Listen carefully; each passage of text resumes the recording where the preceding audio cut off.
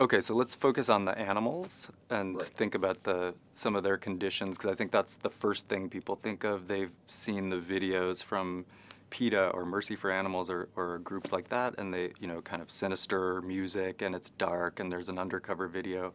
So we are talking about confined animal food lot operations, CAFOs, with a lot of animals pushed into a small space, wintering, but also sometimes summering in those small spaces, right? Correct. And it can look pretty bad on those videos, especially with the sinister music. So why Well, do you think it's okay for animals to be kind of packed in like that, and just for efficiency's sake? first of all, let me say that PETA and those groups do perform a useful function.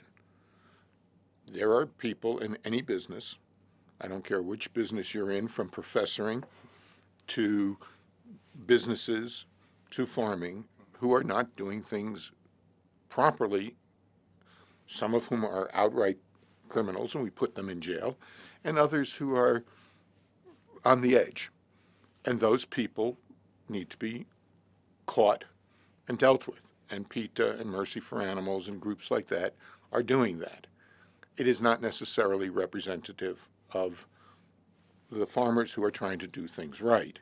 You're looking at the bottom 10% and generalizing it to a lot of people who are working very hard to do something right. So that's their role, but they have a different goal because they are trying to, one, raise money, because these organizations spend a lot of money on fundraising just to get you. They need to tug at your heartstrings, but they also can be extremely misleading. Now, to flip and look at the actual issue from the animal's point of view, is there is an ideal space for animals. In some cases, one of the issues is that people crowd the animals more than they should be. But there are space allotments, and the animal does best when it has the right amount of space. But in fact, sometimes when you give it more space, it actually gets into trouble and in fact has a lower animal welfare because things happen that wouldn't happen if they're in the right amount of space.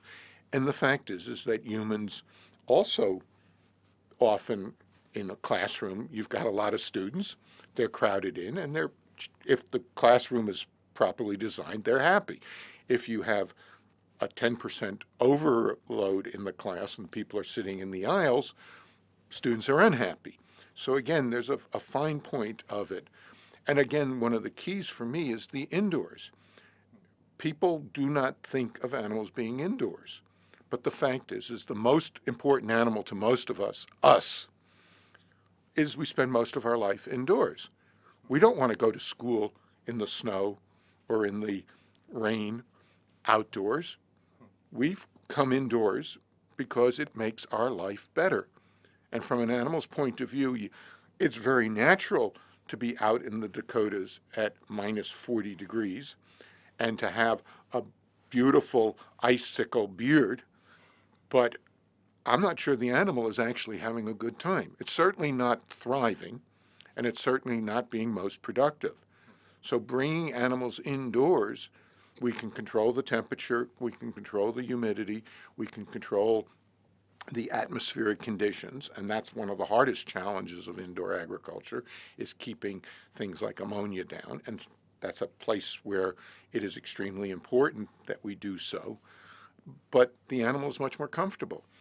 We can control its feed, we can prevent diseases, because a lot of our diseases are transmitted by wild animals. We're currently, as we're speaking, looking at another avian influenza in poultry. And it is very clear from tracing in the modern techniques the specific DNA codes, is that these are going through multiple countries. And when you capture some of the wild birds, they are clearly the route of transmission. So that, in fact, the biosecurity of a closed house system is hopefully going to prevent some of that. Many of the places where you get flocks that are then infected are when they're outdoors.